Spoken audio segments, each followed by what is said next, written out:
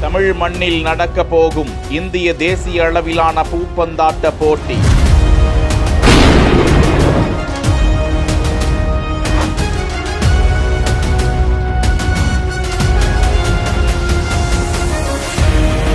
தங்கத்தை நோக்கி நம் வீரர்கள் என வாழ்த்தி அமைச்சர் அன்பில் மகேஷ் பொய்யாமொழி வெளியிட்ட ஜெர்சி.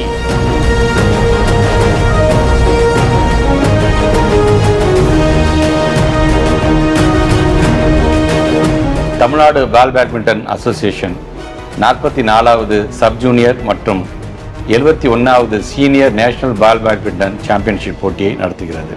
இந்த விளையாட்டு விழா பெரும் வெற்றியடைய எனது வாழ்த்துக்களை தெரிவித்துக் கொள்கிறேன். ஹாப்பியாக விளையாடுங்க, எனர்ஜியாக விளையாடுங்க. வேறு ஸ்டேட்ஸ் டிஸ்ட்ரிக்ஸில் இருந்து வர்றவங்க கூட ஃப்ரெண்ட்ஸ் ஆகுங்க. Fuel the fire, feel the victory. நன்றி. தமிழ்நாடு மாநில பூப்பந்தாட்ட கழகம் திண்டுக்கல் மாவட்டம் BSNA பொறியியல் கல்லூரியுடன் இணைந்து வருகிற 25ஆம் தேதி தொடங்கி 28ஆம் தேதி வரை தேசிய அளவில் நடத்தப்பட உள்ள பூப்பந்தாட்ட போட்டியில் 25 மாநிலங்கள் 3 யூனியன் பிரதேசங்கள் உட்பட 2500 வீரர்கள் பங்கேற்க உள்ள நிலையில் தமிழ்நாட்டிலிருந்து தமிழ்நாடு பூப்பந்தாட்ட கழகம் முதன்முறையாக சப் ஜூனியர் மற்றும் சீனியர் வீரர்களை ஒருங்கிணைத்து அவர்களுக்கு பயிற்சி வழங்கிய 8 கோச்சர்களுடன் சேர்த்து அந்த அணியினருக்கு ஜெர்சியை வழங்கும் விழாவை பிரம்மாண்டமாக நடத்தியிருக்கிறது.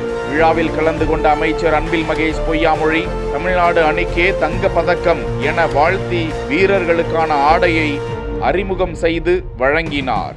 இவ்விழாவில் சட்டமன்ற உறுப்பினர்கள் செந்தில்குமார், காந்திராஜன், மாநில பூப்பந்தாட்ட கழக பொதுச் செயலாளர் விஜய், BSNA கல்லூரி தலைவர் ரகுராம் உள்ளிட்ட ஏராளமானோர் கலந்து கொண்டு தமிழக வீரர்களை வாழ்த்தி பேசினர்.